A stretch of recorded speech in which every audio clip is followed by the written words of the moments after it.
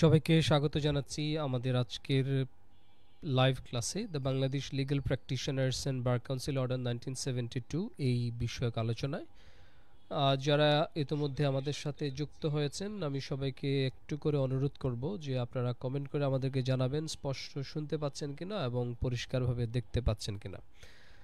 আমরা কিছুক্ষণের মধ্যেই তাহলে মূল আলোচনায় প্রবেশ করব।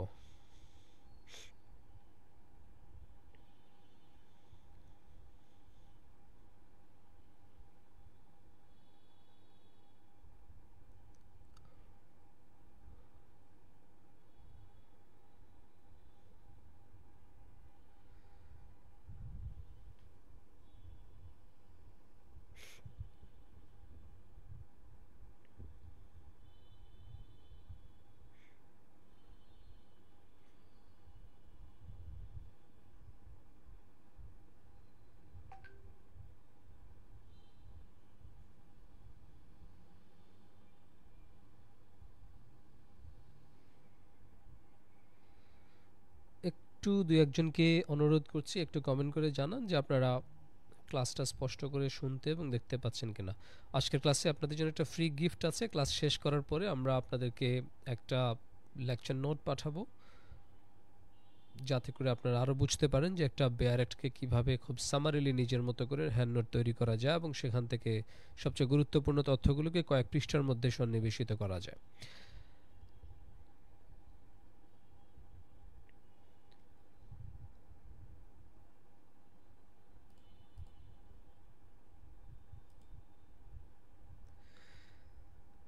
আমি আরেকবার সবাইকে স্বাগত জানাচ্ছি। আমরা প্রায় 10 মিনিটের মতো দেরি হয়ে গেল ক্লাসে জয়েন করতে, কারণ টেকনিক্যাল ইস্যুসগুলো প্রতিদিনই মনে হয় যেন খুবই সহজ, আমরা জয়েন করা মাত্রই আসলে মূল আলোচনায় প্রবেশ করতে পারবো। বাট যখন লাইভ অপশনটা আমরা অ্যানাবল করতে যাই তখন দেখা যায় যে ফেসবুক নানা ধরনের রিকোয়ারমেন্টস চায়, একটা ক্লাস ডেসক্রিপশন চায়, ক্লাসের একটা টাইটেল দিতে বলে। তো এই সমস্ত আনুষঙ্গিক ফর্মালিটিসগুলো ফুলফিল করতে গিয়ে 5 to 10 মিনিটস প্রায় প্রতিদিনই দেরি হচ্ছে, যার জন্য আমি আন্তরিকভাবে দুঃখ প্রকাশ করছি।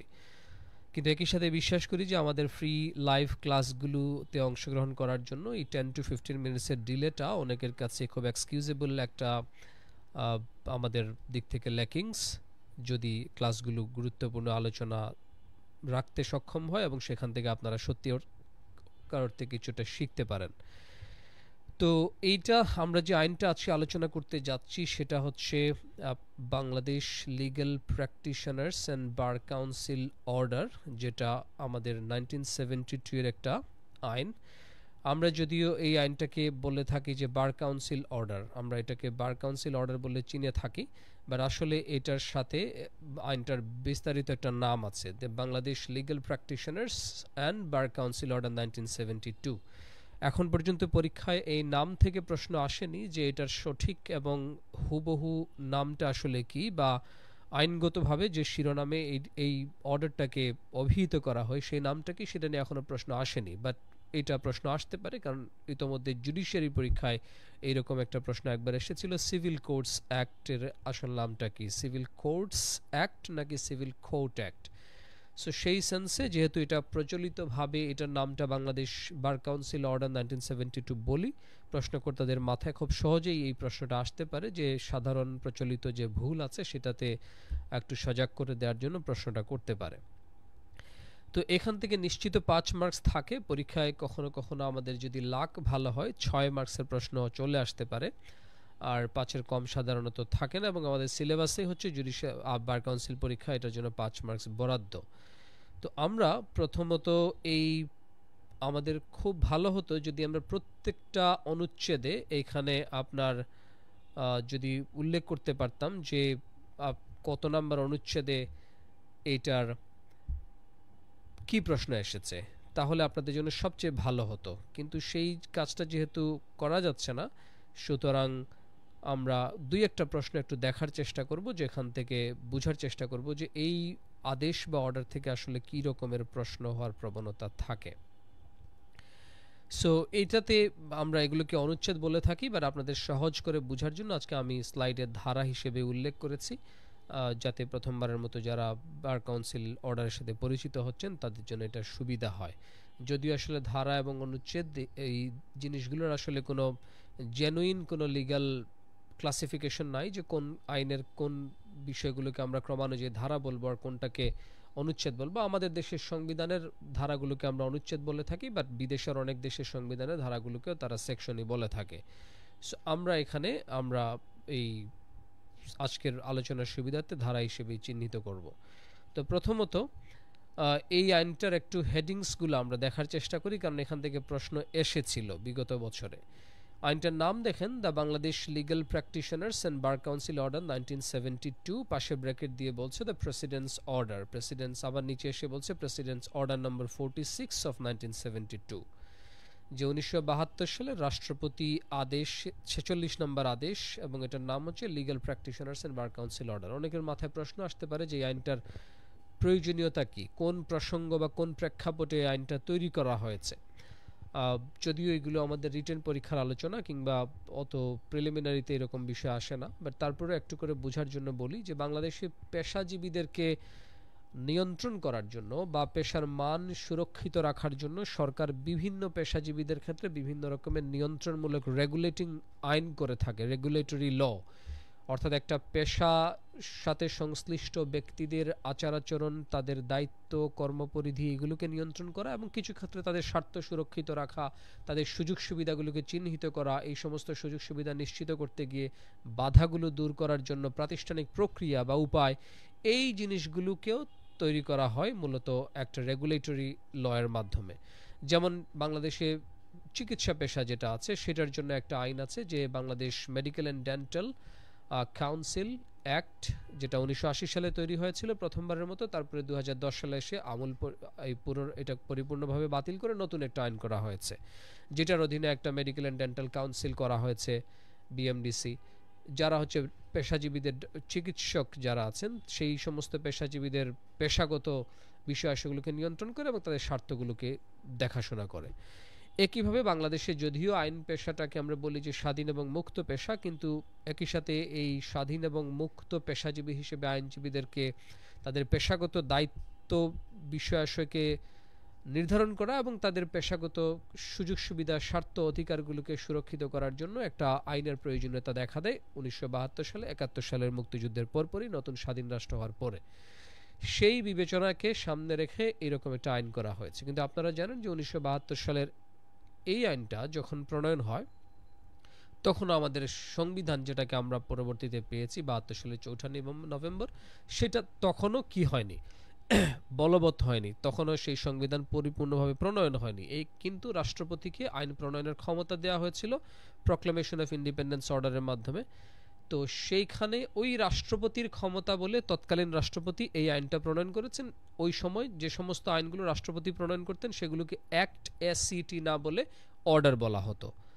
ঠিক আছে, আমরা জানি যে সংসদ যখন ডিসলভ থাকে, সংসদ বিলুপ্ত থাকে বা সংসদ তার সেশনে না থাকে, তখন রাষ্ট্রপতি নির্বাহী ক্ষমতা বলে আইন প্রণয়ন করতে পারেন সংবিধান অনুযায়ী, সেগুলোকে বলা হয় অর্ডিন্যান্স। এক একটা আইনকে তার আইন প্রণয়নকারী প্রতিষ্ঠানের ধরন, আইনের উদ্দেশ্য এবং এই আইনটার কাঠামো, এগুলোর উপর বিশ্লেষণ করে বিভিন্ন নামে অভিহিত করা হয়। কোনোটা হচ্ছে অ্যাক্ট, কোনোটা হচ্ছে অর্ডার, কোনোটা অর্ডিন্যান্স, কোনোটা রুল, কোনোটা রেগুলেশন। তো এইভাবে এই আইনটা প্রণয়ন হয়েছে 1972 সালে রাষ্ট্রপতির 46 নম্বর আদেশের মাধ্যমে। আপনারা জানেন যে একটা নির্দিষ্ট বছরে যতগুলো আইন হয় সংসদ কর্তৃক, সবগুলোর একটা ক্রম তালিকা অনুযায়ী একটা নম্বর থাকে। একইভাবে রাষ্ট্রপতি যখন অর্ডার পাশ করেন সেই অর্ডারগুলোর একটা ক্রমানুযায়ী একটা নম্বর দেওয়া হয়, ওই নম্বরের দিক থেকে এটা ছিল 46।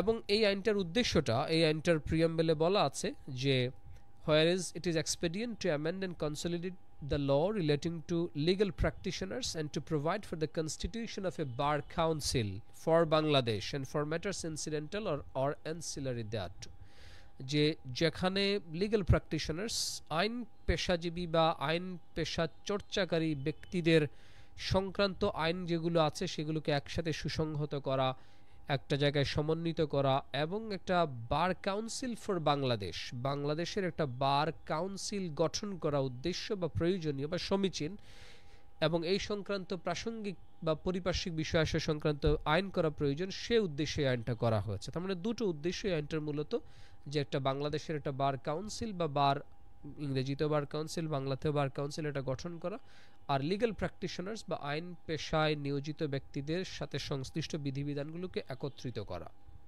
এবং তৃতীয় উদ্দেশ্য বলতে পারেন যেটার সাথে প্রাসঙ্গিক যে বিষয়াশয়গুলো আছে সেগুলোকে আপনার একসাথে এই আইনটার মধ্যে সংযোজিত করে নিয়ে আসা। আপনারা যারা ক্লাসে যুক্ত হয়েছেন বা হবেন আপনারা কমেন্ট করে আপনাদের নামগুলোকে রেকর্ড করে রাখান যাতে আমরা আপনাদেরকে পরে এই ক্লাসের পরে এই হ্যান্ডনোটটা পাঠিয়ে দিতে পারি। এখন মূল একটা গুরুত্বপূর্ণ সেকশন হচ্ছে আজকের আলোচনার প্রসঙ্গে আমরা বলছি সেকশন যে এই ৩ নাম্বার সেকশন যেটা কারণ কখনো সেকশন কখনো অনুচ্ছেদ এটা না বলে আমরা খুব জেনারেল একটা টার্ম ইউজ করছি সেকশন। যে এখানে ৩ নাম্বার ইয়েতে আছে যে এটা ইংরেজিতে আছে বাট বাকি পুরো লেকচারটা হচ্ছে বাংলায় যে there shall be constituted in accordance with the provisions of this order a bar council to be called the Bangladesh bar council. যে এই আদেশের আলোকে একটা বার কাউন্সিল গঠিত হবে যে বার কাউন্সিলটাকে বলা হবে বাংলাদেশ বার কাউন্সিল। তাহলে পরীক্ষায় প্রশ্ন আসতে পারে যে bar council legal practitioners and bar council order 1972 অনুযায়ী যে বার কাউন্সিলটা গঠিত হয় সেটা সঠিক নামটা কি, বাংলাদেশ বার কাউন্সিল নাকি বার কাউন্সিল ফর বাংলাদেশ নাকি সিম্পলি বার কাউন্সিল নাকি বাংলাদেশ কাউন্সিল। দেখেন প্রিয়াম্বেলে বলেছে যে একটা বার কাউন্সিল বাংলাদেশের জন্য একটা বার কাউন্সিল ফর বাংলাদেশ গঠন করার উদ্দেশ্যে যেহেতু সমস্ত আইন প্রণয়ন করার প্রয়োজন এই কারণে এই আইনটা করা হচ্ছে। আর এখন এসে বলছে যে এই আইনের আলোকে একটা বার কাউন্সিল গঠিত হবে যেটার নাম হবে বাংলাদেশ বার কাউন্সিল। তো একটু শিফট আছে, এটা খেয়াল করতে হবে।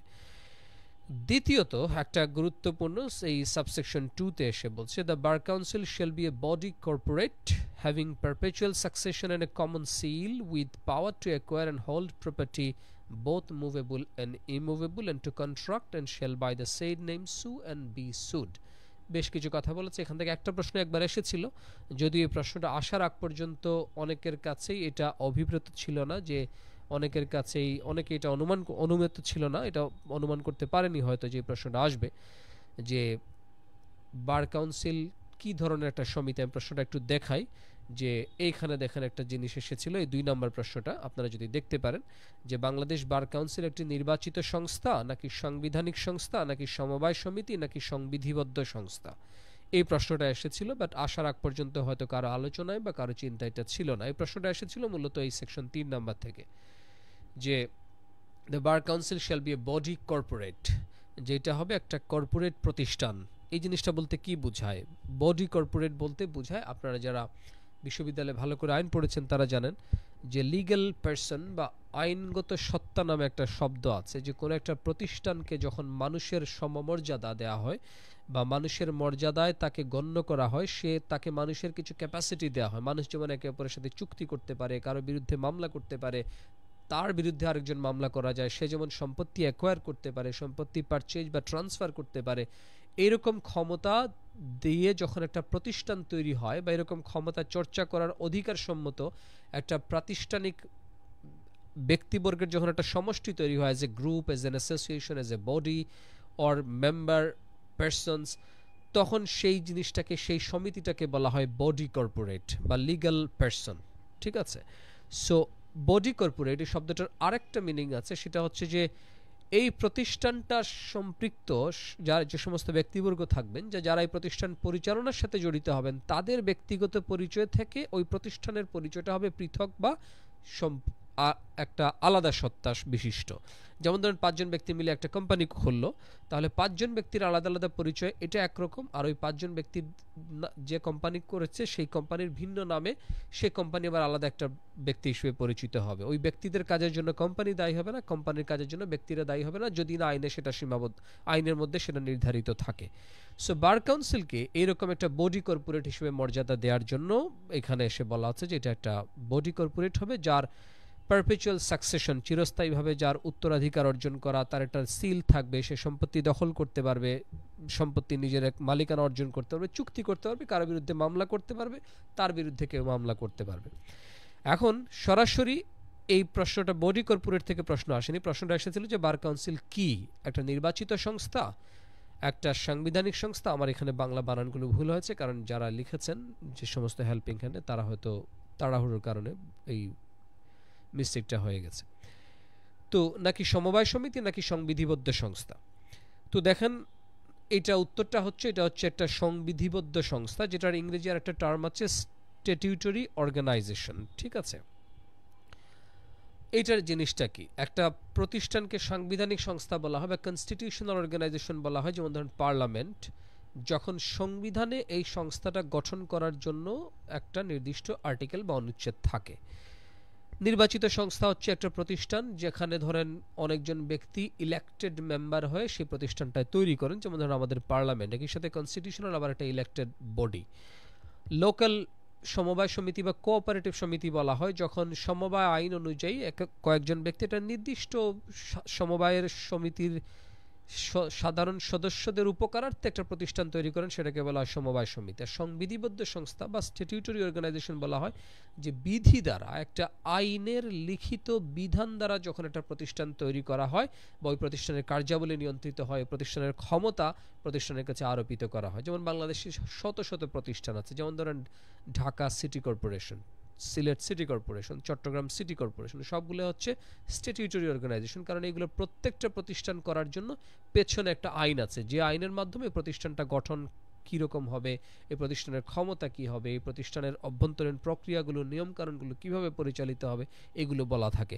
এই দ্যাট সেন্সে বার কাউন্সিল একটা স্ট্যাটিউটরি অর্গানাইজেশন, বিকজ 1972 সালের এই যে legal practitioners and bar council order নামক এই আইনটার মাধ্যমে মূলত তার অস্তিত্বটা তৈরি হয়েছে, তার একটা এক্সিস্টেন্স এরাইজ করেছে, এই কারণে এটা একটা সংবিধিবদ্ধ সংস্থা। দেখেন এই প্রশ্ন, এই ডিটেইলস ডিসকাশনগুলো যদি আপনারা না শুনেন বা না করে কেউ যদি আপনাকে না বুঝায়, পরীক্ষায় কিছু প্রশ্ন আসবে যেগুলো সম্পর্কে আপনি আসলে কোনো অনুমানই করতে পারবেন না। কিন্তু একটা সিঙ্গেল ক্লাসে এটা সম্ভব হয়ে ওঠে না যে প্রত্যেকটা প্রশ্ন যেগুলো এসেছে কিংবা যে প্রশ্নগুলো আসতে পারে কিংবা এই আইনটার সেকশন কিংবা আর্টিকেলগুলোর মধ্যে যে সমস্ত লুকায়িত জায়গা আছে যেখান থেকে প্রশ্ন হতে পারে, এগুলো নিয়ে ইনস অ্যান্ড আউট ডিসকাশন করে একটা ক্লাসের মধ্যে সম্ভব হয় না, বা অনেক একটা কোর্সের মধ্যে সম্ভব হয় না, বিকজ আপনারা তাড়াহুড়ো করেন, আপনারা ক্র্যাশ কোর্স তারপর ক্র্যাক কোর্স এই জিনিসগুলো চান।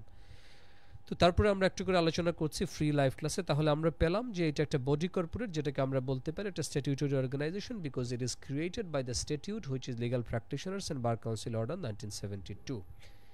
এই পর্যন্ত কারো কোনো প্রশ্ন যদি থাকে আপনারা বলতে পারেন, আমি একটু প্রশ্নগুলো দেখব, তারপরে পরের আলোচনায় মুভ করব।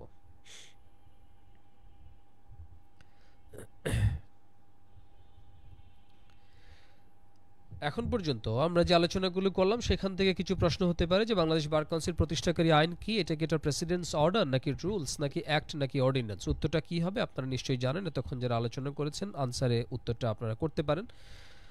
একইভাবে একই প্রশ্ন, জাস্ট ইংরেজি ভাষায় যেহেতু মূল আইনে আছে, আপনাদের ভাষাগত জ্ঞান এবং আইনগত জ্ঞান দুটোই যাচাই করার জন্য প্রশ্নটাকে হুবহু রেখে জাস্ট ভাষা চেঞ্জ করে দিতে পারে যে বাংলাদেশ বার কাউন্সিল প্রতিষ্ঠাকারী আইন এটা রাষ্ট্রপতির আদেশ, রাষ্ট্রপতির অধ্যাদেশ, নাকি সংসদ কর্তৃক প্রণীত আইন, নাকি বার কাউন্সিল কর্তৃক প্রণীত বিধিমালা? এটা হচ্ছে রাষ্ট্রপতির আদেশ। দেখুন, এটা রাষ্ট্রপতির অধ্যাদেশ নয়। রাষ্ট্রপতির অধ্যাদেশ বা প্রেসিডেন্টস অর্ডিন্যান্স সেটা হচ্ছে ডিফারেন্ট জিনিস, আর প্রেসিডেন্টস অর্ডার ডিফারেন্ট জিনিস। আমি আগেই বলেছি যে 1972 সালে সংবিধান বলবৎ হওয়ার আগ পর্যন্ত রাষ্ট্রপতি প্রক্লেমেশন অফ ইন্ডিপেন্ডেন্সের আলোকে তাকে যে ক্ষমতা দেওয়া হয়েছে, সেই ক্ষমতার চর্চা করতে গিয়ে বা সেই ক্ষমতার অধীনে তিনি যে সমস্ত আইনগুলো প্রণয়ন করেছেন সেগুলোকে বলা হয় অর্ডার।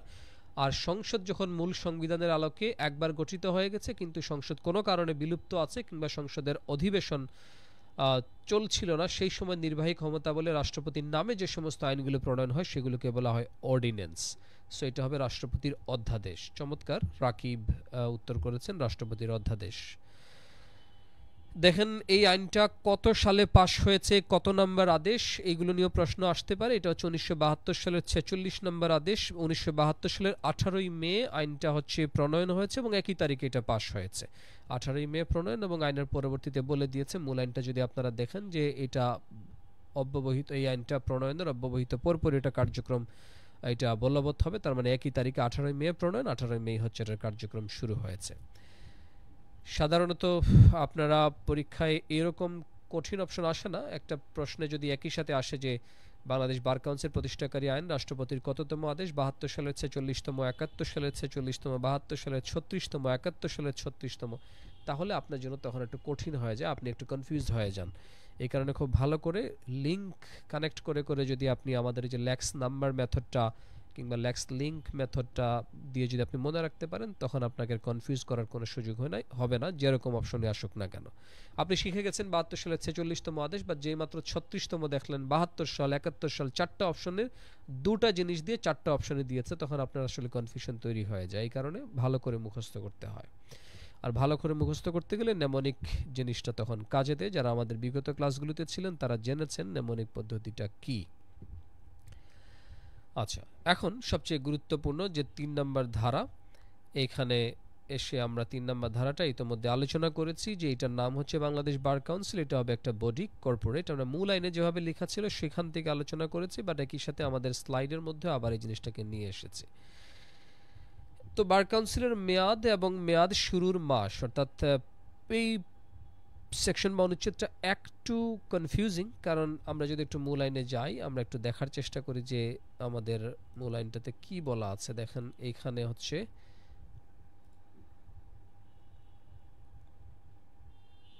অনেকে প্রশ্ন করতে পারেন যে বার কাউন্সিলের মেয়াদ বলতে আবার কি বোঝায়। মূলত বার কাউন্সিলটা একটা প্রতিষ্ঠান হিসেবে তার পার্মানেন্ট এক্সিস্টেন্স বা তাকে পরিচালনার জন্য একটা নির্বাচিত বডি থাকে। একটা নির্দিষ্ট সময় পরপর, যেগুলো আমরা পরে শিখবো আজকের ক্লাসে, নির্দিষ্ট সময় পরপর কিছু ব্যক্তিরা নির্বাচিত হয়ে আসেন মূলত এই প্রতিষ্ঠানটার নির্বাহী কর্তৃপক্ষ হিসেবে দায়িত্ব পালন করার জন্য। এইভাবে নির্বাচিত হয়ে আসা ব্যক্তিরা যারা নির্বাহী কর্তৃপক্ষ হিসেবে কাজ করেন বা টপ এক্সিকিউটিভ বডি, তাদের একটা নির্দিষ্ট মেয়াদ এই সেকশন 3-এ উল্লেখ করে দিয়েছে। তো এইখানে আপনার আর্টিকেল 3-এ উল্লেখ করে দিয়েছে। তো এই কারণে এই আর্টিকেল 3-এ আপনার আমরা এটাকে আর্টিকেল 4-এ যেখানে সেটা সময় আমরা পাই, যেটাকে বলছে the subject to the provisions of article 8, the term of the bar council may be 3 years beginning on the first day of July following the general elections to the bar council. যে বার কাউন্সিলের সময়টা হবে, term হবে বা মেয়াদ হবে 3 years, 3 বছরের একটা মেয়াদ, beginning on the first day of July, জুলাইয়ের প্রথম তারিখ থেকে এই মেয়াদটা শুরু হবে, following the general elections to the bar council. যে বার কাউন্সিলের যে সাধারণ যে নির্বাচনটা হয়, এই সাধারণ নির্বাচন হওয়ার পরবর্তী জুলাই মাসের প্রথম তারিখ থেকে মেয়াদটা শুরু হবে এবং মেয়াদটা হবে 3 ইয়ার্স, 3 বছর। ঠিক আছে, তো এখানে আমরা তাহলে পেলাম যে একটা বার কাউন্সিল একটা মেয়াদ আছে, subject to the provisions of article 8। Article 8-এ ভিন্ন কিছু কথা বলা আছে, আমরা ওদিকে না যাই। এই সেন্সে বার কাউন্সিলের আসলে একটা মেয়াদ আছে, কারণ আমরা প্রথমেই কনফিউশন আসতে পারে যে আমরা তো প্রথমেই দেখলাম যে আর্টিকেল 3-এ যে এটা হচ্ছে আপনার বার কাউন্সিল একটা পারপেচুয়াল কর্পোরেট বডি, তাই না? তো তার আবার মেয়াদ কিসের? বাট মেয়াদটা আসলে বার কাউন্সিলের না, the body which controls or which আপনার অ্যাডমিনিস্ট্রেটস দ্য বার কাউন্সিল, যারা হচ্ছে বার কাউন্সিলকে প্রতিষ্ঠানটাকে পরিচালনা করে, সেই বডির মেয়াদ হবে 3 বছর। তো এইখানে ভাষাগত একটা দুর্বলতা আছে আইনের, যে the term of the bar council এটা না বলে বরং বলতে পারতো the term of the elected body of the bar council be 3 years, তাই না? আপনারা কি আলোচনা বুঝতে পারছেন?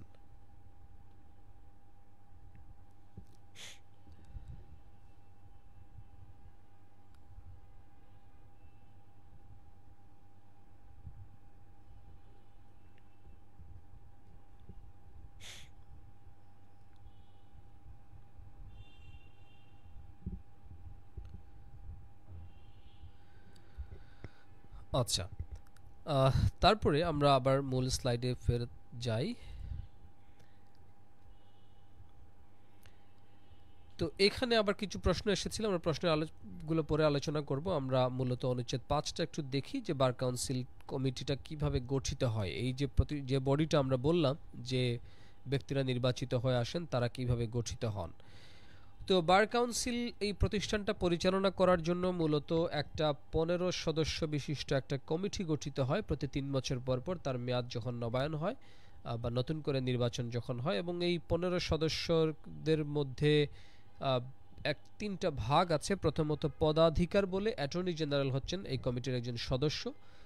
অ্যাটর্নি জেনারেল কে? আপনারা জানেন যে অ্যাটর্নি জেনারেল হচ্ছেন একজন বাংলাদেশ সরকারের প্রধান কৌশলী বা সরকারের আইনজীবী। রাষ্ট্র আদালতে তার নিজেকে প্রতিনিধিত্ব করার জন্য কিংবা তার বিরুদ্ধে যদি কোনো আদালতে মামলা হয় তখন সেইখানে রাষ্ট্রকে আত্মপক্ষ সমর্থন করার সুযোগ দেওয়ার লক্ষ্যে রাষ্ট্র কিছু আইনজীবীদেরকে তৈরি করে, একটা আইনজীবীদেরকে নিয়োগ দেয়। সুপ্রিম কোর্টে সমস্ত কাজ পরিচালনা করার জন্য যাদেরকে নিয়োগ দেয় তাদেরকে বলা হয় additional attorney general, deputy attorney general, assistant attorney general. আর ডিস্ট্রিক্ট কোর্টগুলোতে মামলা রাষ্ট্রপক্ষে পরিচালনা করার জন্য বা রাষ্ট্রের বিরুদ্ধে কোনো মামলা হলে সেগুলোতে রাষ্ট্রকে রিপ্রেজেন্ট করার জন্য কিছু আইনজীবী থাকেন যাদেরকে আমরা চিনে থাকি পাবলিক প্রসিকিউটর বা গভর্নমেন্ট প্লিডার হিসেবে। সো এই টোটাল বডিটার টপ হিসেবে সংবিধানের আর্টিকেল 65-এ একজনকে নিয়োগের নিয়ম আছে, তাকে বলা হয় অ্যাটর্নি জেনারেল। তো রাষ্ট্র যাকেই অ্যাটর্নি জেনারেল হিসেবে নিয়োগ দিবে তিনি পদাধিকার বলে এক্স অফিসিও তিনি কি হয়ে যাবেন? বার কাউন্সিলের একজন সদস্য হয়ে যাবেন। এক্স অফিসিও বা পদাধিকার বলে এই কথাটার মানে কি অনেকের কাছে একটু খটকা লাগতে পারে, আমরা একটু তাদের সুবিধার জন্য বলছি যে আপনার যখন কোনো একজন ব্যক্তি একটা অফিস হোল্ড করে এবং just because he holds that office সে আরেকটা ডেজিগনেশন তাকে দিয়ে দেয়া হয় কোনো একটা আইনের বলে বা কোনো একটা বিধিমালার আলোকে, তখন ওই সেকেন্ড যে ডেজিগনেশনটা বা পদবিটা সে অর্জন করে সেটাকে বলা হয় এক্স অফিসিও পদ। তার মানে এক্স অফিসিও মানে by the post of the office অথবা by the position of the office. যে আপনি ধরেন বলা হলো যে একটা স্কুলের ম্যানেজিং কমিটি, তো প্রধান শিক্ষক ম্যানেজিং কমিটির কি হবেন? একজন সদস্য, এক্স অফিসিও মেম্বার। কেন? যিনি প্রধান শিক্ষক হবেন তিনি ম্যানেজিং কমিটির একজন মেম্বার হবেন। Not by a person he is identified because of his chair. So এইভাবে যখনই একটা পদের কারণে, একটা চেয়ারের কারণে একজনকে আরেকটা প্রতিষ্ঠানের, আরেকটা কমিটির, আরেকটা গ্রুপের, আরেকটা অ্যাসোসিয়েশনের মেম্বার করে ফেলা হয় তখন বলা হয় যে সে হচ্ছেন এক্স অফিসিও। এটা এক্স অফিসিও কি? তার আগের পরিচয়টা ব্যবহার করে। সো যিনি অ্যাটর্নি জেনারেল হবেন তিনি এক্স অফিসিও বার কাউন্সিলের একজন মেম্বার হবেন। এইভাবে বার কাউন্সিলের 15 জন সদস্যদের মধ্যে আমরা প্রথম পেলাম যিনি পদাধিকার বলে অ্যাটর্নি জেনারেল। দ্বিতীয়ত হচ্ছে সাধারণ আসনে নির্বাচিত 7 জন সদস্য। এখন আপনাদের অনেকের প্রশ্ন আসতে পারে যে এই জিনিসটার মানে কি? দেখেন এই জায়গাটাই হচ্ছে বেয়ার অ্যাক্ট পড়ার মজা এবং বেয়ার অ্যাক্ট পড়ার প্রয়োজনীয়তাটা, যে আপনি আসলে খুব আবছা তথ্য মনে রাখা কঠিন। আপনি যদি ভিতরে ডিটেলসটা জানেন, আমরা যেটাকে বলি রিজনটা জানেন একটা জিনিসের, একটা রেশন যদি জানেন একটা সেকশনের, সেকশনটা আপনি আপনার মাথায় চিরস্থায়ীভাবে গেঁথে যায়। এখন আপনি যদি মুখস্থ করেন যে পদাধিকার বলে একজন অ্যাটর্নি জেনারেল, সাধারণ আসনে নির্বাচিত 7 জন, অঞ্চল ভিত্তিক আসনে 7 জন, পরীক্ষায় প্রশ্ন আসবে গ্রুপ ভিত্তিক আসনে 7 জন, আপনি অঞ্চল কি গ্রুপ কি গুলাই ফেলবেন যে আসলে এখানে কি অঞ্চল ভিত্তিক গ্রুপ ভিত্তিক বলতে কি ভিন্ন কিছু বোঝানো হচ্ছে। এই কারণে দেখেন মূল সেকশনটা যদি আমরা পড়ে ফেলি তাহলে একদমই সহজ হয়ে যায় বিষয়টা। এখানে দেখেন বলছে the bar council shall consist of 15 members of hmm 1 shall be the attorney general for Bangladesh x officio. 7 shall be elected in the prescribed manner by the advocates on the roll from amongst their members। যে বার কাউন্সিলের তালিকাভুক্ত যে সমস্ত আইনজীবী থাকবেন সেই সমস্ত আইনজীবীদের মধ্য থেকে 7 জন নির্বাচিত আইনজীবী। আর তারপরে এসে বলছে 7 shall be elected by the advocates who are members of the local bar associations included in each group under clause 2 from amongst themselves। আর আরো 7 জন সদস্য হবেন যারা হচ্ছে স্থানীয় কোনো একটা বার সমিতির মেম্বার, যে সমস্ত বার সমিতিগুলোকে আপনার এই আর্টিকেলের ক্লজ 2-তে ভাগ করা হয়েছে। এখন এখানে এই আর্টিকেলের ক্লজ 2 অনুযায়ী যে সমস্ত বার কাউন্সিলগুলোকে গ্রুপ করা হচ্ছে সেইগুলো থেকে আসা 7 জন আইনজীবী। এখন এই জিনিসটার মানে কি? এই জিনিসটা মানে সে এই ক্লজ সাব ক্লজ 2-তে এসে বলছে, ক্লজ 2-তে যে এই যে বার কাউন্সিলের 15 জন সদস্য নির্বাচনের উদ্দেশ্যে বাংলাদেশের সকল বার সমিতিগুলোকে 7টা ভাগে ভাগ করা হবে। বলছে for the purpose of sub clause C of clause 1, clause 1 এর ক্লজ সি মানে গ্রুপ ভিত্তিক বা অঞ্চল ভিত্তিক 7 জন সদস্যকে নির্বাচিত করার উদ্দেশ্যে দ্য বার অ্যাসোসিয়েশনস মানে বাংলাদেশের সকল বার সমিতি, প্রত্যেক ডিস্ট্রিক্টের যে আইনজীবীদের যে সমিতিগুলো আছে সেই সমিতিগুলোকে shall be divided by the government, সেগুলোকে সরকার কর্তৃক বিভক্ত করা হবে by notification in the official gazette, সরকারি বিজ্ঞপ্তি প্রকাশের মাধ্যমে ইনটু 7 গ্রুপস, 7টা ভাগে। অর্থাৎ বাংলাদেশের 64টা জেলার 64 আদালত, এর বাইরে যদি অন্য কোনো আদালত থাকে মহানগর সেশনস কোর্টগুলো, সেই সবগুলোকে 7টা ভাগে ভাগ করা হবে। প্রত্যেক ভাগ থেকে প্রত্যেক গ্রুপ থেকে একজন করে লোকাল বার অ্যাসোসিয়েশনের মেম্বার নির্বাচিত হয়ে আসবেন ওই গ্রুপের রিপ্রেজেন্টেটিভ হিসেবে। আর 7 জনকে নির্বাচিত করা হবে সারা দেশে সাধারণ নির্বাচনের মাধ্যমে। তাহলে টোটাল কনটেক্সটটা যদি আপনি না বুঝেন, তাহলে সাধারণ আসনে নির্বাচিত 7 জন, অঞ্চল ভিত্তিক আসনে নির্বাচিত 7 জন, অ্যাটর্নি জেনারেল পদাধিকার বলে এই সমগ্র বিষয়গুলো আপনার কাছে আপনার ক্রিটিক্যাল মনে হবে, আপনার কাছে মনে হবে যে একটু difficult. Yes MD Rakib, article 64 attorney general বলছেন। ইয়েস, আমি কি বলেছি, আর্টিকেল 64 বা 5 বলেছি মনে হয়, সরি। তো এখন এইভাবে দেখেন, আর্টিকেল 5-এ এসে আমরা তাহলে দেখতে পেলাম যে বার কাউন্সিলের সদস্য হবেন 15 জন। আচ্ছা, এইরকম ডিসকাশনের পরে আপনাকে যদি আলাদা করে মুখস্থ করার প্রয়োজনীয়তা আছে কিনা এটা আমাদেরকে একটু জানিয়ে একটু মন্তব্য করেন, আমরা একটু বোঝার চেষ্টা করি যে আমাদের ডিসকাশন অ্যাপ্রোচটা প্রপার কিনা এবং এই ডিসকাশনগুলো আসলেই অন্যদের উপকারার্থে কাজে লাগছে কিনা। মানে একই বিষয়কে আমরা ইন ডিটেইলস, ইন ডেপথ গিয়ে বারবার যখন ডিসকাস করছি তখন does it bore you or make everything easy for you to remember?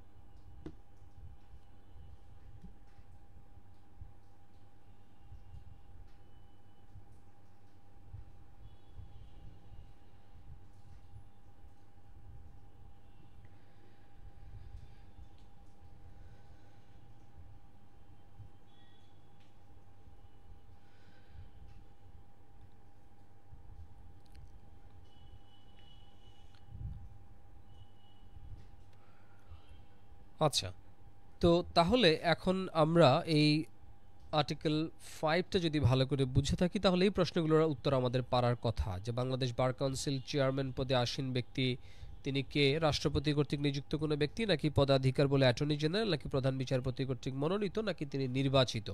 উত্তর হচ্ছে তিনি পদাধিকার বলে অ্যাটর্নি জেনারেল। বার কাউন্সিলের সদস্য কতজন? 15 জন। বার কাউন্সিল গঠনের জন্য সারা দেশের বার সমিতিগুলোকে কয়টা ভাগে ভাগ করা হয়? 7টা ভাগে। বার কাউন্সিল গঠনের জন্য গ্রুপ ভিত্তিতে সদস্য সংখ্যা কত? গ্রুপ ভিত্তিতে সদস্য সংখ্যা 7। তো প্রশ্নগুলো একটু খেয়াল করতে হবে যে আসলে কি জানতে চাচ্ছে। আচ্ছা, এখন এই 15 সদস্য বিশিষ্ট একটা বার কাউন্সিল কমিটি আমরা পেলাম, কিন্তু আমরা জানি যে যখনই একটা কমিটি গঠিত হয় সেই কমিটির একজন প্রধান থাকেন, যাকে কখনো চেয়ারম্যান, কখনো প্রেসিডেন্ট, কখনো হচ্ছে অন্য কোনো নামে আমরা অভিহিত করি। তো এইখানে বার কাউন্সিলের এই যে 15 সদস্য বিশিষ্ট কমিটি, সেই কমিটির আসলে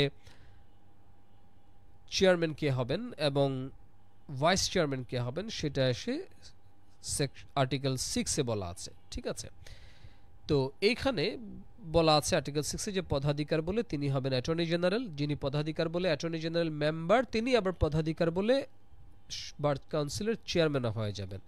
আর বাকি যে 14 জন নির্বাচিত সদস্য বার কাউন্সিলে ইলেক্টেড হয়ে আসবেন তাদের মধ্য হতে একজনকে ওই কাউন্সিল মেম্বাররাই ভাইস প্রেসিডেন্ট হিসেবে নির্বাচিত করবে।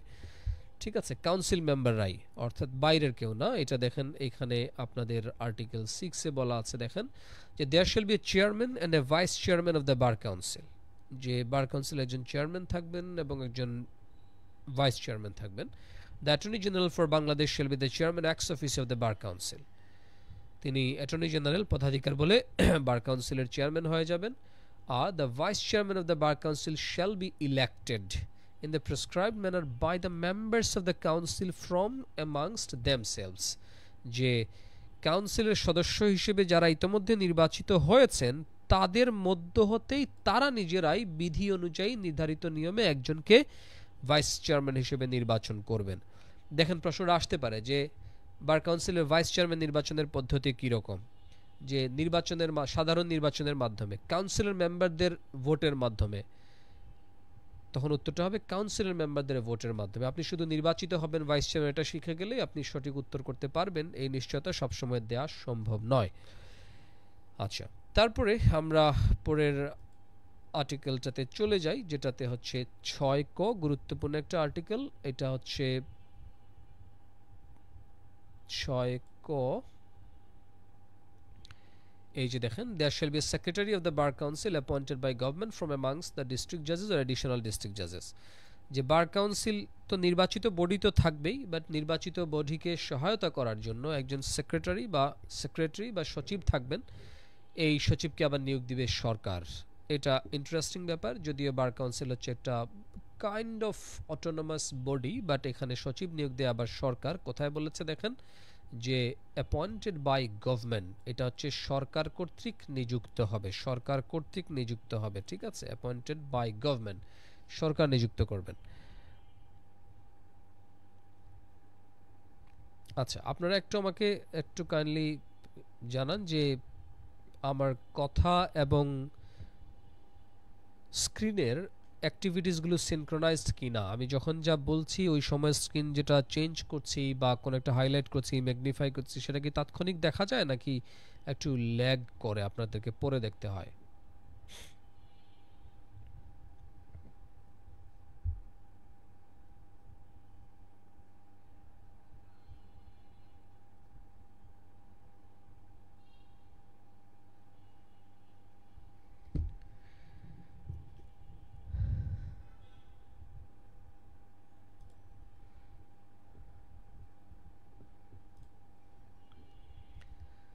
আচ্ছা, তো এই সচিব হিসেবে যিনি নিযুক্ত হবেন বা সরকার যাকে সচিব হিসেবে নিযুক্ত করবে, তিনি আবার তার একটা যোগ্যতা থাকতে হবে, সেটা এই আর্টিকেল 6 কতেই বলে দেওয়া আছে। সেটা হচ্ছে সচিব হিসেবে নিয়োগ পেতে পারেন মূলত জেলা জজ অথবা অতিরিক্ত জেলা জজ পদমর্যাদার কোনো একজন ব্যক্তি, অর্থাৎ যারা বাংলাদেশ জুডিশিয়াল সার্ভিসের মেম্বার হিসেবে কাজ করেন, ডিস্ট্রিক্ট জাজ পর্যায়ে যিনি পদোন্নতি পেয়ে ইতিমধ্যে কাজ করছেন, অথবা এডিশনাল ডিস্ট্রিক্ট জাজ, তাদের মধ্যে হতে একজনকে সরকার সচিব হিসেবে নিয়োগ দিবে।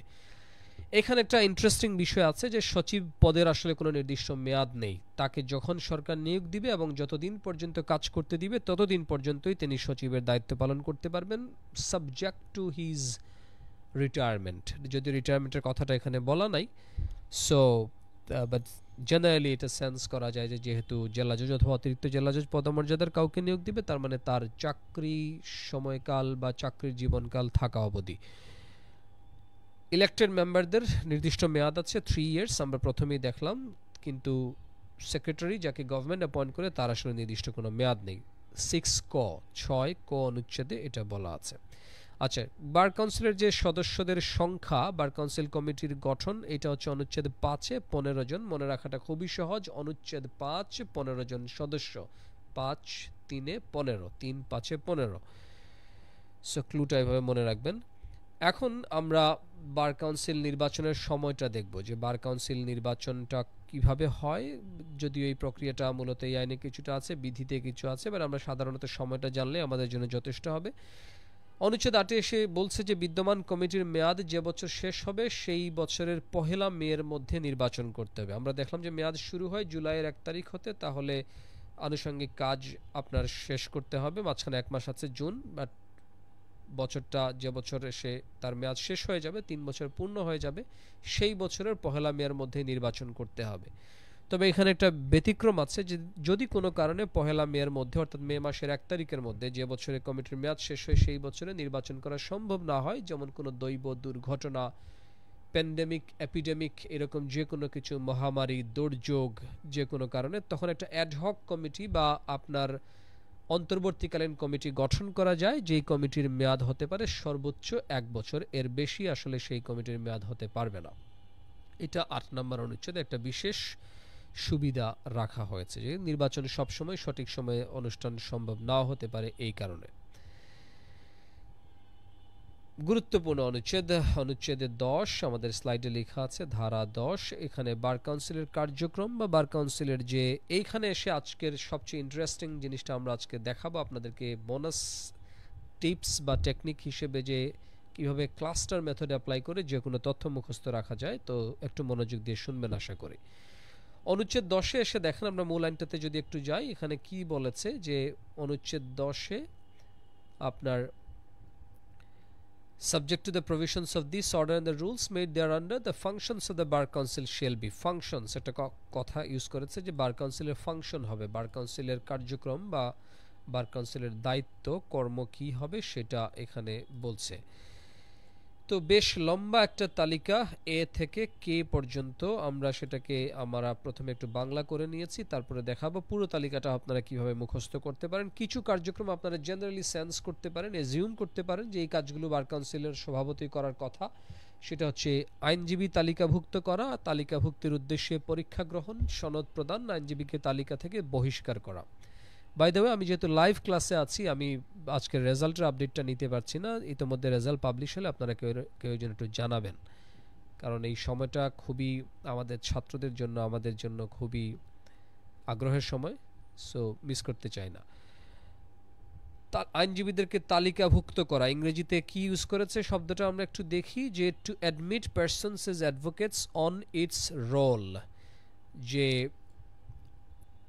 তার তালিকায় কোনো ব্যক্তিদেরকে অ্যাডভোকেট হিসেবে অ্যাডমিট করা, যেটাকে আমরা বাংলায় বলি আইনজীবী হিসেবে তালিকাভুক্ত করা। এই জিনিসটা মানে কি? অর্থাৎ যারা বাংলাদেশ এই অ্যাডভোকেট হিসেবে লাইসেন্স পান এবং বার কাউন্সিলের কাছ থেকে স্বীকৃতি পান যে তিনি আইন পেশা জড়িত হতে পারবেন বা আইন চর্চা করতে পারবেন, তাদের একটা তালিকা আছে। তালিকা নট ইন সেন্স যে জেনারেল তালিকা যেটা আমরা দেখি যে টেবিল আকারে বা লিস্ট আকারে, মানে তাদের একটা বুক বা লিস্ট বার কাউন্সিলের কাছে থাকবে। সো ওইটাকে বলা হয় অ্যাডভোকেটস রোল। সো এই রোলে কাদেরকে অ্যাডমিট করবে, তাদেরকে অ্যাডমিট করার জন্য সে পরীক্ষা আয়োজন করবে এবং পরীক্ষা যারা সফল হবেন, সাকসেসফুলি যারা পরীক্ষা পাশ করবেন, তাদেরকে একটা সনদ প্রদান করবে। আপনারা জানেন যে বার কাউন্সিলের কাছ থেকে একটা সনদ, একটা সার্টিফিকেট পাওয়া যায়, এবং বিশেষ কোনো কারণে আমরা দেখব আইনজীবীদেরকে সে তালিকা থেকে বহিষ্কারও করতে পারে, সেই কাজটা বার কাউন্সিলের কাজ। এইভাবে আইনজীবীদেরকে অন্তর্ভুক্ত করা, কাউকে বাদ দেওয়ার মাধ্যমে যে নিয়মিতভাবে একটা যে তালিকা প্রস্তুত রাখতে হয় সেটা সংরক্ষণ করা, পরিবর্তন করা, এই কাজটা বার কাউন্সিলের কাজ, যেটা আমরা সেন্স করতে পারছি। গুরুত্বপূর্ণ যে কাজ এবং এই আইনের অন্যতম উদ্দেশ্য, যে উদ্দেশ্য সাধনের জন্য মূলত আইনটা করা হয়েছে, সেটা হচ্ছে আইনজীবীদের পেশাগত আচরণ ও শিষ্টাচার সংক্রান্ত বিধি প্রণয়ন ও মান নির্ধারণ করা। অর্থাৎ আইনজীবীরা কি করতে পারবে, ডু অ্যান্ড ডোন্টস, যে কোন কাজগুলো আইনজীবীরা করতে পারবে, কোন কাজগুলো করতে পারবে না, এরকম সার্টেন গাইডলাইন্স বার কাউন্সিল তৈরি করে দেয়। এটা একটা এডিশনাল আইন আছে, রুলস আছে এই আইনের অধীনে, এবং আরেকটা আছে canon of professional etiquettes and conduct, সেটা আমরা সেকেন্ড আরেকদিন ক্লাস নিতে পারলে দেখাবো। তো এই পেশাগত আচরণ, অর্থাৎ পেশাজীবী হিসেবে কি কি আচরণ তারা করতে পারবেন, এবং এই পেশার সততা, সৌন্দর্য, পেশার মান সম্মান, পেশার গুণগত বিষয় আসে বজায় রাখার জন্য একটা শিষ্টাচার, আচরণগত কিছু কোড বার কাউন্সিল তৈরি করে দেয়। একইভাবে এই সমস্ত কোড যারা ভায়োলেট করেন বা পেশাগত আচরণগুলো যারা, শিষ্টাচার যারা লঙ্ঘন করবেন, তাদের বিরুদ্ধে যদি কোনো অসদাচরণের অভিযোগ আসে বা পেশাগত অসদাচরণের বিরুদ্ধে যদি কোনো মামলা কেউ করতে চায়, সেই মামলাগুলো গ্রহণ করা, সেগুলোর বিচার আচার এবং মামলার প্রক্রিয়া শেষে কোনো আইনজীবীদেরকে নিয়মমাফিক শাস্তি প্রদান করা, এটা বার কাউন্সিলের কাজ। এই পর্যন্ত আমরা দেখলাম এগুলো হচ্ছে রেগুলেটরি অ্যাক্টিভিটিস, যে বার কাউন্সিল এই পেশাটাকে রেগুলেট করে এই লাইসেন্সের মাধ্যমে। এখন এসে আইনজীবীদের কিছু প্রোটেকশন বার কাউন্সিল দেয়, সেটা একই আর্টিকেল 10-এ বলা আছে যে আইনজীবীদের অধিকার, সুযোগ সুবিধা, স্বার্থ রক্ষা করা, যে আইনজীবীদের রাইটস, তাদের ইন্টারেস্ট, তাদের বিভিন্ন সুযোগ সুবিধাগুলো আছে। আমাদের মূল আইনের টার্মটা ইউজ করেছে কি দেখেন, যে to safeguard the rights, privileges and interest of advocates on its roll, তার তালিকাভুক্ত আইনজীবীদের অধিকার, রাইটস, প্রিভিলেজ, সুযোগ সুবিধা বা বিষয়াশয়গুলো, এবং তারপর হচ্ছে ইন্টারেস্ট, তাদের স্বার্থগুলোকে দেখাশোনা করা, সুরক্ষিত রাখা। ঠিক আছে, রেজাল্ট প্রকাশিত হয়নি। আর কিভাবে এটার কাছাকাছি আরেকটা বিষয় হচ্ছে যে বার কাউন্সিল তফসিলের ব্যবস্থাপনা ও বিনিয়োগের পথ সুগম করা। এটা হচ্ছে আপনার বার কাউন্সিলের একটা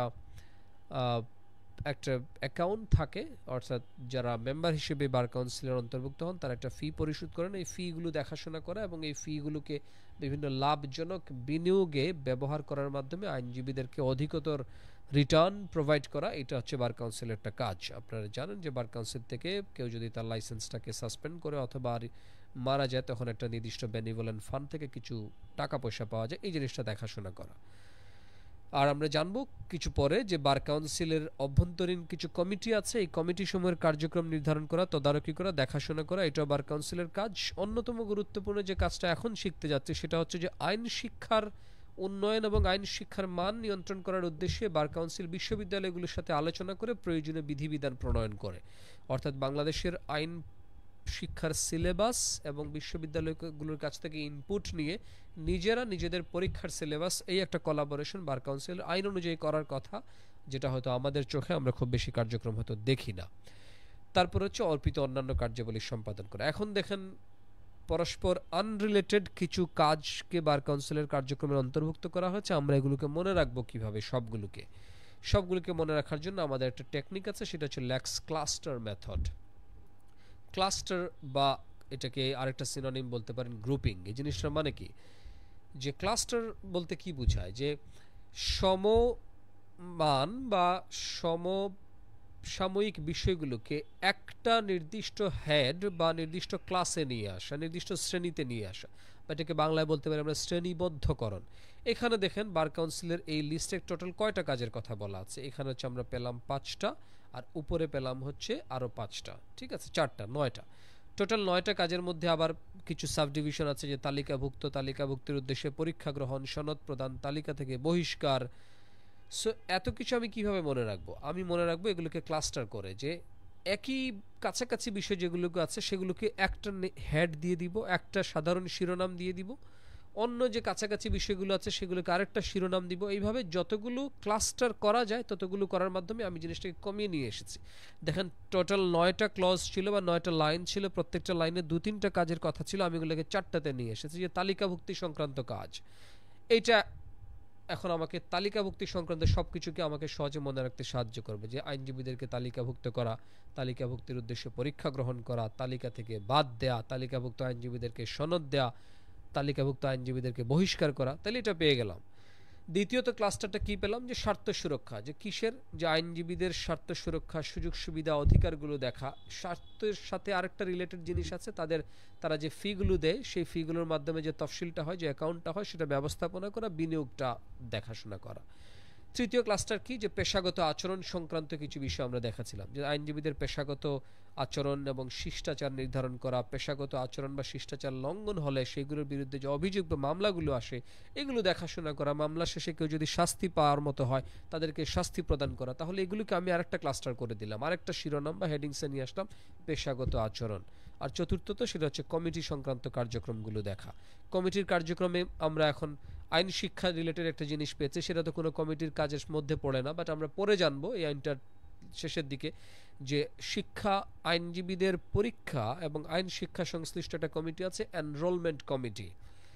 বার কাউন্সিল একটা স্বতন্ত্র আর একটা কমিটি, যেটা নির্বাচিত প্রতিনিধিদের বাইরে থেকে আলাদাভাবে গঠিত হয়। সো এটাকে আমি শিক্ষার সাথে জড়িয়ে দিলাম, কারণ এনরোলমেন্ট কমিটির কাজ হচ্ছে যারা আইন পড়ে আসেন তাদের পরীক্ষা গ্রহণের মাধ্যমে তাদেরকে আইনজীবী হওয়া উপযুক্ত কিনা সেটা নির্ধারণ করা। তাহলে 9টা বিষয়ের মধ্যে প্রায় 12 থেকে 13টা আলাদা আলাদা উপবিষয় আছে। সবগুলোকে আমি একসাথে মুখস্থ করার চেষ্টা না করে ক্লাসিফাই করে 4টা ক্লাস্টার বা 4টা শিরোনামে নিয়ে আসলাম। প্রত্যেকটা শিরোনামের ভিতরে কি আছে শিরোনামই আমাকে ইন্ডিকেট করবে যে এখানে এই জিনিসগুলো আছে। তাহলে এইভাবে একটা আইনের কোনো একটা সেকশন বা আর্টিকেলে যখন লিস্ট আকারে অনেক বেশি জিনিস দেয়া থাকে সেগুলোকে আপনি তখন ক্লাসিফাই করতে পারেন, ক্লাস্টার করতে পারেন, গ্রুপ করতে পারেন, করে আপনি খুব সহজে মনে রাখতে পারবেন। এই টেকনিকটা আপনাদের কেমন লেগেছে, বা এই টেকনিকে আপনাদের উপকার হওয়ার সুযোগ আছে কিনা, বা এই টেকনিকের কোনো সমালোচনা থাকলে কমেন্টে দয়া করে জানাবেন। ইনশাল্লাহ আমরা এগুলোকে আরও ইম্প্রোভাইজ করার চেষ্টা করব।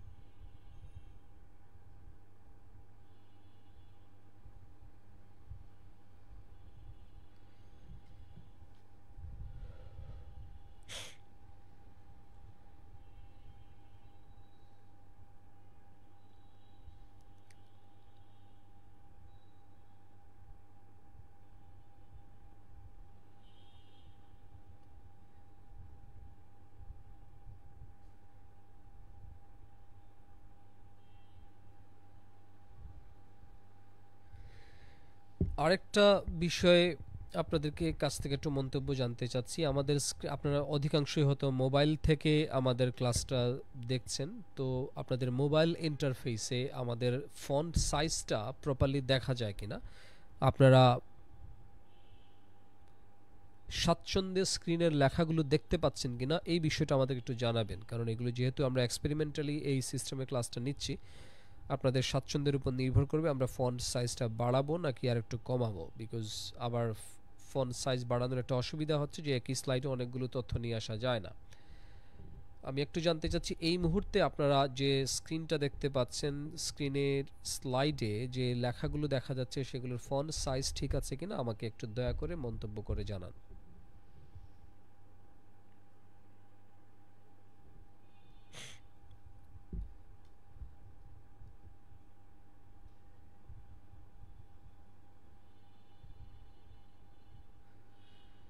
দেখা তো যায় ডেফিনেটলি, বাট স্বাচ্ছন্দ্যে দেখা যায় কিনা, চোখের জন্য পীড়াদায়ক হয় নাকি খুব স্বাভাবিকভাবেই দেখা যায়?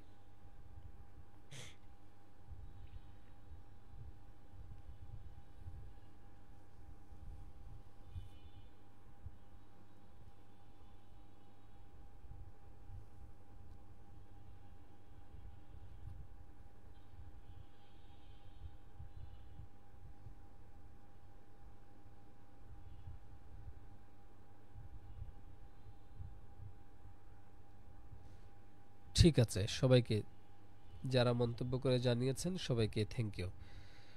আচ্ছা, গুরুত্বপূর্ণ অনুচ্ছেদ যে 11, সেখানে এসে বার কাউন্সিল কমিটি সংশ্লিষ্ট কিছু কথা বলা আছে। যে বার কাউন্সিল এই যে প্রতিষ্ঠান, এটা পরিচালনা করার জন্য প্রথমত আমরা 15 সদস্য বিশিষ্ট একটা কমিটি পেলাম। এই 15 সদস্যদের মধ্য থেকে তাদেরকে নিয়ে আবার কখনো কখনো তাদের বাইরে থেকে কিছু ব্যক্তিদেরকে জড়িত করে বার কাউন্সিলের সামগ্রিক কার্যক্রম তদারকি করা, পরিচালনা করা, দেখাশোনা করার জন্য কিছু কিছু কমিটি থাকবে। নির্দিষ্ট 3টা কমিটির কথা অনুচ্ছেদ 11-তে স্পষ্টভাবে উল্লেখ করে দেওয়া আছে এবং এর বাইরেও বার কাউন্সিলের প্রয়োজনে যে কোনো কমিটি গঠন করা যেতে পারে সেটা বলা আছে। প্রথমত, বার কাউন্সিলের একটা নির্বাহী বা এক্সিকিউটিভ কমিটি থাকবে, নির্বাহী বা এক্সিকিউটিভ কমিটি। দ্বিতীয়ত, বার কাউন্সিলের একটা অর্থ বা ফিনান্স কমিটি থাকবে এবং তৃতীয়ত একটা কমিটি থাকবে, সেটাকে আমরা বলছি আইন শিক্ষা বা লিগ্যাল এডুকেশন কমিটি। এবং এর বাইরে অনুচ্ছেদ 11-তে বলছে এর বাইরে অন্যান্য যে কোনো কমিটি সময় সময় যেটা প্রয়োজনীয় মনে হয়, যতজন সংখ্যক সদস্য দরকার পড়ে ততজন সংখ্যক সদস্যদেরকে নিয়ে আর অন্য যে কোনো কমিটি গঠন হতে পারে। তো প্রথমত নির্বাহী বা এক্সিকিউটিভ কমিটির গঠন হবে এবং সেই কমিটির মেম্বার কারা হবেন সেগুলো এসে আবার এখানে বলা আছে কত নম্বরে, আপনার অনুচ্ছেদ 11-তে, যে এই কমিটির সদস্য হবেন 5 জন, সবাই হবেন নির্বাচিত। অর্থাৎ ওই যে 14 জন, অ্যাপার্ট ফ্রম অ্যাটর্নি জেনারেল, যে 14 জন মেম্বার বার কাউন্সিল কমিটির সদস্য হন, এই সদস্যদেরকে নিয়ে আপনার সদস্যদের মধ্য থেকে 5 জনকে নিয়ে একটা নির্বাহী বা এক্সিকিউটিভ কমিটি গঠিত হবে। একইভাবে অর্থ বা ফিনান্স কমিটির সদস্য হবেন 5 জন, সেই 5 জনও হবেন সবাই নির্বাচিত। অর্থাৎ অ্যাটর্নি জেনারেল বাদে যে বাকি 14 জন মেম্বার ইলেক্টেড হয়ে আসছেন, সেই ইলেক্টেড মেম্বারদের থেকে যে কোনো 5 জন সদস্যদেরকে নিয়ে একটা ফিনান্স কমিটি গঠিত হবে, যারা বার কাউন্সিল সংশ্লিষ্ট ফিনান্সিয়াল অ্যাক্টিভিটিসগুলোতে যারা পারফর্ম করবে। আর ইন্টারেস্টিং একটা কমিটি আছে, সেটা হচ্ছে আইন শিক্ষা বা লিগ্যাল এডুকেশন কমিটি। তো এই কমিটির সদস্য হচ্ছেন 9 জন। তাহলে দেখেন, নির্বাহী বা এক্সিকিউটিভ কমিটির সদস্য হচ্ছেন 5 জন, ফিনান্স বা অর্থ কমিটির সদস্য হচ্ছেন 5 জন, আর লিগ্যাল এডুকেশন কমিটির সদস্য হচ্ছেন 9 জন।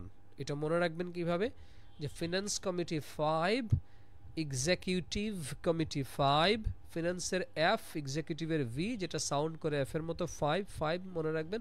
আর লিগ্যাল এডুকেশন কমিটি, যেহেতু এটা বার কাউন্সিলের সবচেয়ে মৌলিক কাজটাই হচ্ছে মূলত আইন পেশার জন্য উপযুক্ত ব্যক্তিদেরকে বাছাই করা, তাহলে এই কমিটির সদস্য সংখ্যা স্বভাবতই বেশি হবে। এইভাবে মনে রাখতে পারেন যে এখানে সদস্য সংখ্যা হচ্ছে 9 জন। তো এই 9 জনের মধ্যে আবার সেকেন্ড ইন্টারেস্টিং একটা ব্যাপার হচ্ছে, এরা হচ্ছে সবাই বার কাউন্সিলের ইলেক্টেড মেম্বার না। 5 জন হচ্ছেন প্রথমত ইলেক্টেড মেম্বার, বাকি 4 জন কোঅপটেড, অর্থাৎ বার কাউন্সিলের ইলেক্টেড মেম্বাররা যাদেরকে পছন্দ করে, যাদেরকে উপযুক্ত মনে করে, যাদেরকে প্রয়োজন মনে করে, তাদের মধ্য থেকে 4 জনকে কোঅপ্ট করবে, নিজেরা গ্রহণ করে নিবে। এবং এই 4 জনের মধ্যে আবার অন্তত 2 জন হতে হবে, অন্তত না 2 জনই হতে হবে বিশ্ববিদ্যালয়ের আইন শিক্ষক, অর্থাৎ আইন শিক্ষা প্রদান করেন এরকম যে কোনো দুইজন ব্যক্তি। তাহলে লিগ্যাল এডুকেশন কমিটি বা আইন শিক্ষা কমিটির ইন্টারেস্টিং ফ্যাক্টর হচ্ছে যে it's number of this committee is 9, whereas other two committee actually compose of just 5 members.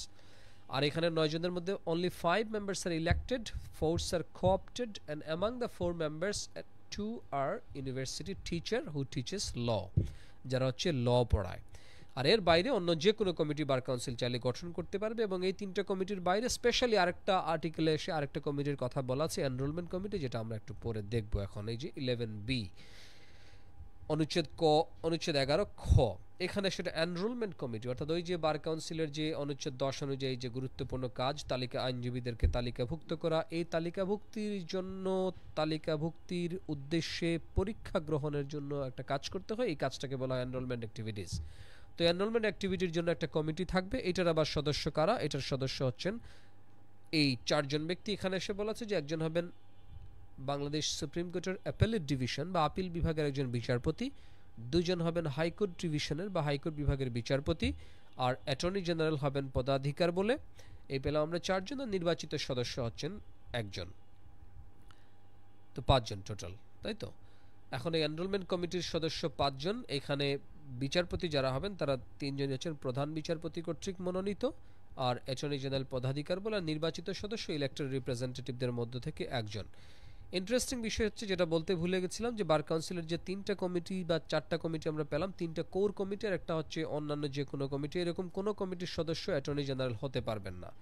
ঠিক আছে, এটা হচ্ছে দেখেন এই যে আমাদের আইনটাতে বলা আছে।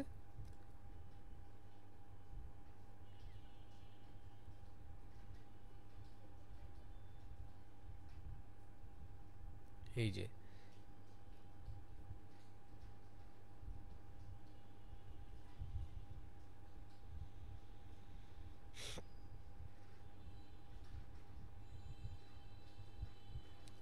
সরি, আমি ট্রাইব্যুনালের কথা বলতে চাচ্ছিলাম, যে ট্রাইব্যুনালে অ্যাটর্নি জেনারেল মেম্বার হতে পারবেন না। সো এখানে হচ্ছে আমাদের আইন শিক্ষা কমিটিটা পেলাম 9 সদস্য বিশিষ্ট, তারপরে হচ্ছে আমাদের এনরোলমেন্ট কমিটিটা পেলাম, এনরোলমেন্ট কমিটিতে অ্যাটর্নি জেনারেল হচ্ছেন পদাধিকার বলে একজন মেম্বার। আচ্ছা, তো তাহলে এখন আমরা কমিটি সংক্রান্ত বিষয় আসে গেল। আমাদের গুরুত্বপূর্ণ যে সেকেন্ড বিষয়টা হচ্ছে আইনজীবী হওয়ার যোগ্যতা বা শর্ত, যে কারা আসলে আইনজীবী হতে পারেন। এখানে লম্বা একটা অনুচ্ছেদ আছে, বাট সবগুলো তথ্য আমাদেরকে শিখতে হবে না। আমরা শুধু এখানে যেটুকু জানলেই হয় যে বাংলাদেশে কেউ আইন পেশায় নিয়োজিত হতে চাইলে বা আইনজীবী হতে চাইলে তাকে বাংলাদেশের নাগরিকত্ব থাকতে হবে, তার বয়স হতে হবে 21 বছর, দেশি কিংবা স্বীকৃত বিদেশি কোনো বিশ্ববিদ্যালয় থেকে আইনের উপর তার ডিগ্রি থাকতে হবে, তাকে নিয়মমাফিক পরীক্ষায় পাশ করতে হবে এবং একটা নির্দিষ্ট ফি পরিশোধ করতে হবে। এই 5টা যোগ্যতা থাকলেই আইনজীবী হিসেবে সে কাজ করতে পারবে। এখন স্বীকৃত বিদেশি বিশ্ববিদ্যালয় বলতে কি বোঝায়? বিদেশের যে কোনো একটা প্রতিষ্ঠান থেকে সে আইন পাশ করেছে, আইনের উপর একটা ডিগ্রি অর্জন করেছে, যে প্রতিষ্ঠানটাকে বাংলাদেশ বার কাউন্সিল রিকগনাইজ করে। এটার একটা পদ্ধতি আছে যে সার্টিফিকেট জমা দিলে সে তখন ওখান থেকে একটা রিকগনিশনের ব্যাপার স্যাপার আছে। তো আইনজীবী হওয়ার যোগ্যতা, যোগ্যতার পাশাপাশি কিছু অযোগ্যতার কথাও বলা আছে এই একই অনুচ্ছেদে, যে নৈতিক স্খলনজনিত কারণে কেউ যদি সরকারি কোনো প্রতিষ্ঠান বা সংবিধিবদ্ধ সংস্থা হতে চাকরিচ্যুত হয়, তাহলে পরবর্তী 2 বছর পর্যন্ত সে আইনজীবী হতে পারবে না। একইভাবে কেউ যদি কোনো নৈতিক স্খলনজনিত অপরাধে দণ্ডিত হয়, তাহলে দণ্ড প্রাপ্তির পরবর্তী 5 বছর সে আইন পেশায় যোগদান করতে পারবে না। নৈতিক স্খলনজনিত অপরাধ বলতে আসলে কি বোঝায়, তাই না? বা নৈতিক স্খলনজনিত কারণে চাকরিচ্যুতি জিনিসটা কি? অনেক অপরাধ আছে, চাকরিচ্যুতির অনেক কারণ হতে পারে, আপনি নির্দিষ্ট কিছু নিয়ম লঙ্ঘন করেছেন, কিন্তু নৈতিক স্খলন এই শব্দটার আসলে কোনো আইনগত সংজ্ঞা দেয়া নেই, কিন্তু এটা সাধারণ অর্থে বোঝায়। ইংরেজিতে একটা টার্ম ইউজ করে মরাল টার্পিচিউড। এই শব্দটার মানে হচ্ছে যে মানুষ অপরাধ করে, ভুল করে, নানা রকম বিচ্যুতি থাকে, ত্রুটি থাকে, বাট নৈতিক স্খলনজনিত অপরাধ বলতে বোঝায় ওই অপরাধ যে অপরাধটা মানুষ তখনই করে যখন তার নৈতিকতা সংশ্লিষ্ট ধ্যান ধারণা বা জ্ঞানগত বিষয় আসে অনেক ল থাকে, নিচু থাকে। যদি আমাদের কনস্টিটিউশনাল একটা মামলায় এই মরাল টার্পিচিউড এই শব্দটার একটা ব্যাখ্যা দেওয়ার চেষ্টা করা হয়েছে, যেখানে বলা আছে যে যে অপরাধের কথা শুনলে বা যে কারণটা সাধারণ মানুষ শুনলে ঘৃণার উদ্রেক তৈরি হয়, সেই রকম কারণগুলিকে বলা হবে নৈতিক স্খলনজনিত অপরাধ বা নৈতিক স্খলনজনিত কারণে বিচ্যুতি। সো এই আইনটা বোঝার জন্য এইটা প্রয়োজনীয় নয়, বাট সংবিধান যদি কেউ পড়তে আসেন আমাদের বিজেএস কমান্ডো কোর্সে বা অন্য কোনো কোর্সে, তখন আমরা আপনাদেরকে এগুলো আরও মজার তথ্য দিয়ে শেখানোর চেষ্টা করব। সো তাহলে এখানে এমসিকিউর জন্য খুবই গুরুত্বপূর্ণ দুইটা বিষয়, একটা হচ্ছে নৈতিক স্থলনজনিত কারণে সরকারি প্রতিষ্ঠান কিংবা যে কোনো সংবিধিবদ্ধ সংস্থা অর্থাৎ স্ট্যাটিউটরি অর্গানাইজেশন, অর্থাৎ সরকার একটা আইন করে দিয়েছে, সেই আইনের অধীনে যে সমস্ত প্রতিষ্ঠানগুলো গঠিত হয়, যেমন ডেস্কো, ওয়াসা, ডেসা, সিটি কর্পোরেশন, অন্য যে কোনো প্রতিষ্ঠান, বিশেষ করে বিভিন্ন আধা স্বায়ত্তশাসিত বা সরকারি রাষ্ট্রায়ত্ত প্রতিষ্ঠান যারা ব্যবসা করে, এই সমস্ত প্রতিষ্ঠান থেকে যদি কেউ চাকরিচ্যুত হন নৈতিক স্খলনজনিত কারণে, তাহলে চাকরিচ্যুতির পরবর্তী 2 বছর, আর দণ্ডিত হলে অর্থাৎ একটা জেনারেল ক্রিমিনাল কোড থেকে যদি কেউ কনভিক্টেড হয়ে থাকেন, তাহলে কনভিকশন পাওয়ার পরবর্তী 5 বছর তিনি আইনজীবী হওয়ার জন্য আবেদন করতে পারবেন না। বার কাউন্সিল ট্রাইব্যুনাল অনুচ্ছেদ 33-এ ট্রাইব্যুনাল সংশ্লিষ্ট কিছু বিষয় আছে। এই অনুচ্ছেদটা খুবই গুরুত্বপূর্ণ। সমগ্র অনুচ্ছেদটা আপনাদেরকে পড়তে হবে যে বার কাউন্সিলের ট্রাইব্যুনালের সংখ্যা অনির্ধারিত, অর্থাৎ বার কাউন্সিল চাইলে প্রয়োজন মাফিক যত সংখ্যক দরকার তত সংখ্যক ট্রাইব্যুনাল গঠন করতে পারবে। ট্রাইব্যুনালগুলোর কাজ কি হবে সেটা বার কাউন্সিল নিজেই বলে দিবে। আমরা প্রত্যেকটা ট্রাইব্যুনালের সদস্য হবেন 3 জন। 33 নম্বর অনুচ্ছেদে ট্রাইব্যুনাল গঠন করা হলে ট্রাইব্যুনালের সদস্য হবেন 3 জন। আপনার 3 জন সদস্যের মধ্যে 2 জন হবেন বার কাউন্সিলের নির্বাচিত সদস্য, 1 জন হবেন বার কাউন্সিল কর্তৃক আইনজীবীগণের মধ্য হতে কোঅপটেড, অর্থাৎ 14 জন নির্বাচিত সদস্যদের মধ্য হতে 2 জন, আর 1 জন হচ্ছেন এর বাইরে থেকে যে কোনো একজন আইনজীবীকে কোঅপ্ট করা হবে। আর অ্যাটর্নি জেনারেল কখনোই বার কাউন্সিলের কোনো ট্রাইব্যুনালের মেম্বার হতে পারবেন না। ট্রাইব্যুনালের চেয়ারম্যান হবেন ওই ট্রাইব্যুনাল যে সমস্ত আইনজীবীদেরকে নিয়ে গঠিত হয়েছে, সেই আইনজীবীদের মধ্যে হতে যিনি বয়সের দিক থেকে নয়, মানে senior, not in age, senior in terms of his advocateship license, তাই তো? আপনার এখানে দেখেন আমরা অনুচ্ছেদ 33 তাতে যাই।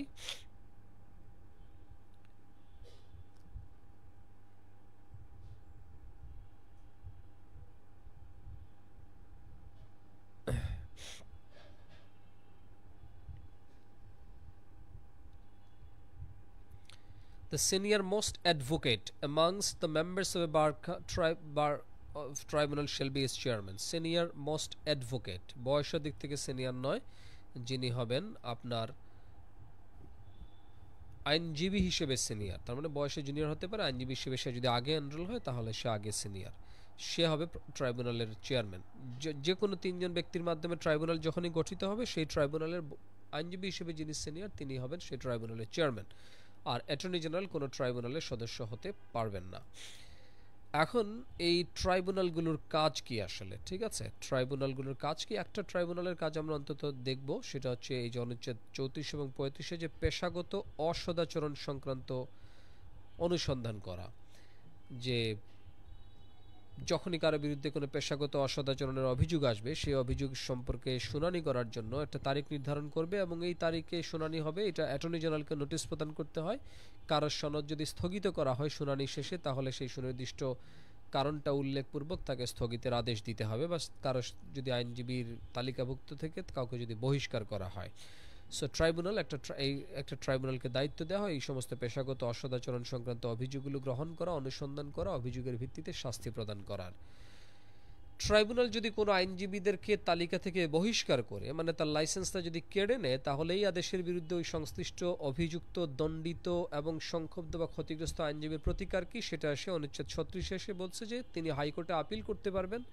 আপিল করতে হবে এই দণ্ড প্রদানের দিন থেকে বা তারিখ থেকে 90 দিনের মধ্যে, এবং আপিল শুনানি করবেন একটা দ্বৈত বেঞ্চ বা ডিভিশন বেঞ্চ। দ্বৈত বেঞ্চ বা ডিভিশন বেঞ্চ বলতে কি বোঝায়?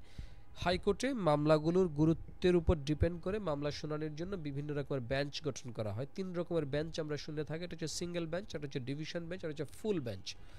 সিঙ্গেল বেঞ্চ হচ্ছে ধরেন একজন ইন্ডিভিজুয়াল বিচারপতি বিষয়টা শুনানি করছেন। দ্বৈত বেঞ্চ বা ডিভিশন বেঞ্চ হচ্ছে দুজন ব্যক্তি মিলে হচ্ছে আপনার একটা মামলার শুনানি করছেন। আর হচ্ছে ফুল বেঞ্চ, যে ধরেন যত সংখ্যক বিচারপতি আছেন তত সংখ্যক বিচারপতি, ধরেন অ্যাপিলেট ডিভিশনে 7 জন বিচারপতি আছেন, 7 জন মিলে যদি একটা বিষয় শুনানি করেন তাহলে এটা ফুল বেঞ্চ হয়ে গেল।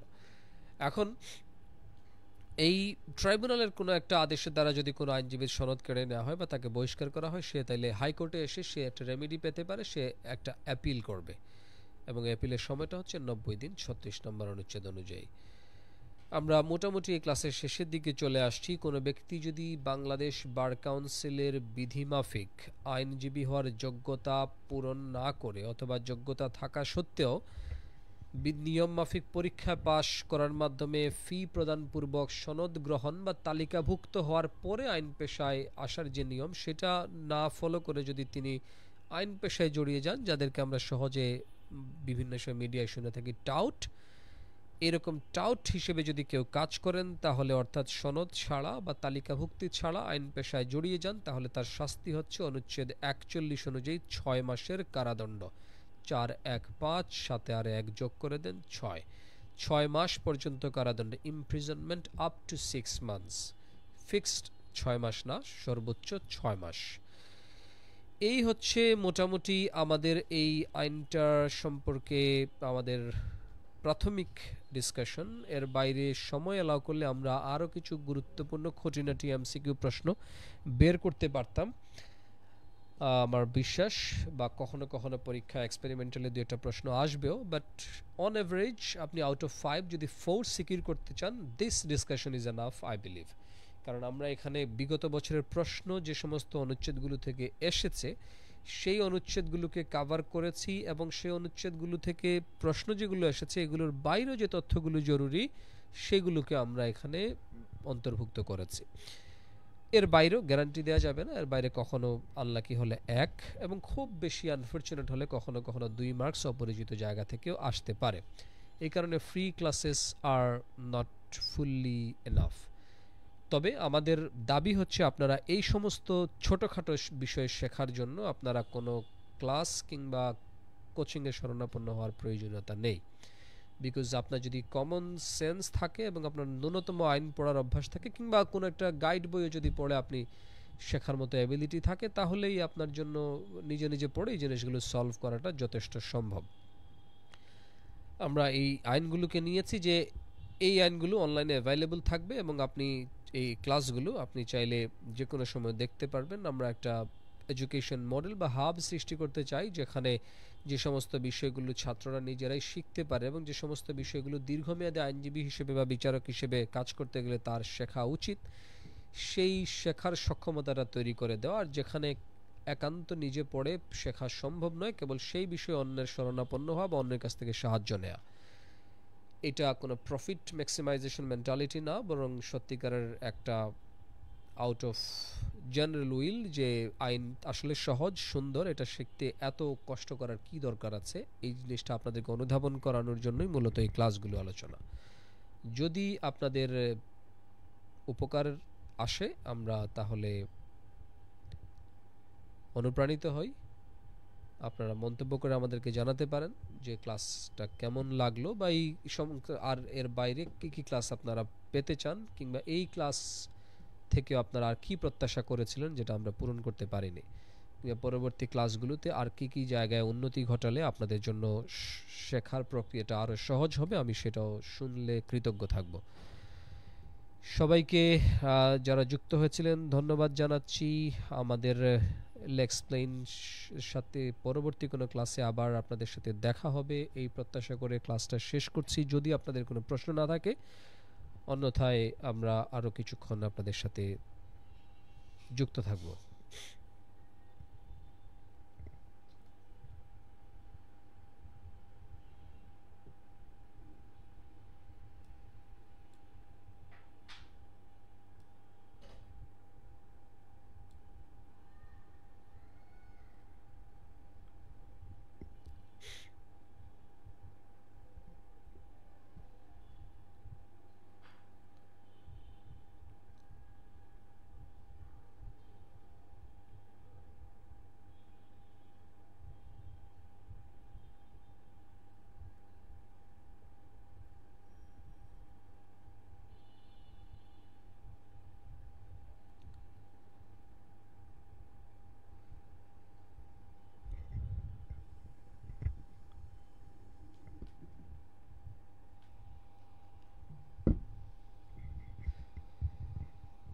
যারা ক্লাসে যুক্ত ছিলেন, যদি এই ক্লাসের ফুল পিডিএফ হ্যান্ড নোটটা পেতে চান তাহলে ক্লাসের নিচে একটা কমেন্ট করেন অথবা আমাদের পেজে এসে একটা টেক্সট করেন, আমরা আপনাদেরকে হ্যান্ড নোটটা পাঠিয়ে দিব ইনশাল্লাহ।